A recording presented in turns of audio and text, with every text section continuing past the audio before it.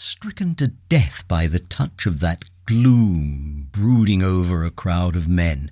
Forthwith a change came over the waters, and the serenity became less brilliant but more profound. The old river in its broad reach rested unruffled at the decline of day, after ages of good service done to the race that peopled its banks. Spread out in the tranquil dignity of a waterway leading to the uttermost ends of the earth. We looked at the venerable stream not in the vivid flush of a short day that comes and departs forever, but in the august light of abiding memories. And indeed, nothing is easier for a man who has, as the phrase goes, followed the sea with reverence and affection, that to evoke the great spirit of the past upon the lower reaches of the Thames. The tidal current runs to and fro in unceasing service, crowded with memories of men and ships it has borne to the rest of home or to the battles of the sea. It had known and served all the men of whom the nation is proud, from Sir Francis Drake to Sir John Franklin, knights all, titled and untitled, the great knights-errant of the sea. It had borne all the ships whose names are like jewels flashing in the night of time, from the Golden Hind, returning with her rotund flanks full of treasure, to be visited by the Queen's Highness and thus pass out of the gigantic tale, to the Erebus and Terror, bound on other conquests, and that never returned. It had known the ships and the men.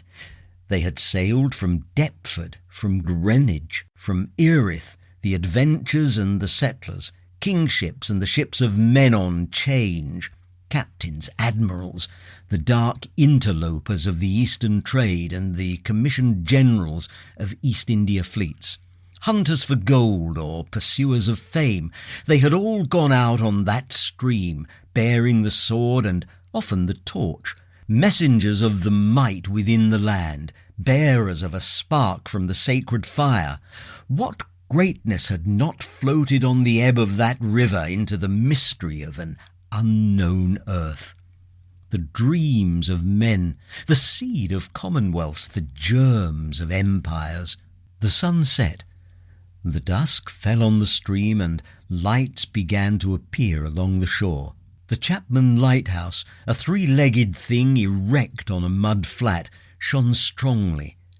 Lights of ships moved in the fairway, a great stir of lights going up and going down, and farther west on the upper reaches of the place of the monstrous town was still marked ominously on the sky a brooding gloom in sunshine, a lurid glare under the stars.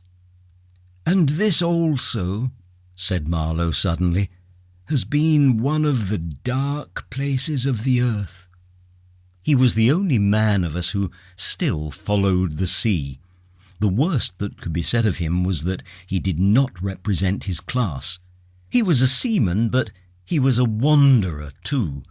While most seamen lead, if one may so express it, a sedentary life, their minds are of the stay-at-home order, and their home is always with them, the ship, and so is their country, the sea. One ship is very much like another, and the sea is always the same. In the immutability of their surroundings, the foreign shores, the foreign faces, the changing immensity of life glide past, veiled not by a sense of mystery, but by a slightly disdainful ignorance. For there is nothing mysterious to a seaman unless it be the sea itself, which is the mistress of his existence, and as inscrutable as destiny. For the rest, after his hours of work, a casual stroll or a casual spree on shore suffices to unfold for him the secret of a whole continent, and generally he finds the secret not worth knowing. The yarns of seamen have a direct simplicity, the whole meaning of which lies within the shell of a cracked nut. But Marlow was not typical, if his propensity to spin yarns be accepted, and to him the meaning of an episode was not inside like a kernel, but outside, enveloping the tale, which brought it out only as a glow brings out.